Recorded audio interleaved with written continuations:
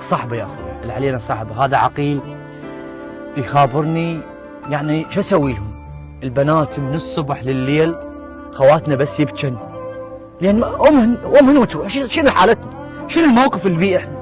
فيا اخوي حقنا، لا تلومنا، اللي بيه احنا ابد لا تلومنا. يا ريت خويا لو والله ما اقدر، امي وابوي والنوب خواتي كسر الظهر والله يا اخي ما اقدر. يلا اخويا فوت بالموضوع. يا بطينا مجال ما اشوف حالتهم هم، وعقيل مكسور ظهره من ورا خواته. اخويا انا دروح عندي شغل، فدي اروح له. خويا الموضوع جايك بي انا. قول خويا شنو الموضوع الجاي؟ انا تدري بي، انا بعت البيت مالتي وتقربت على الولايه. ايه على مود مدارس الجهال والمصاريف، وحسين محصور بغرفه ويريد يبني فوق. نعم. فالبيت اللي قاعد بيه عقيل وخواتنا يتبيعونه وناخذ حصصنا يا اخوي. شلون؟ ولا كلمه، فهمت؟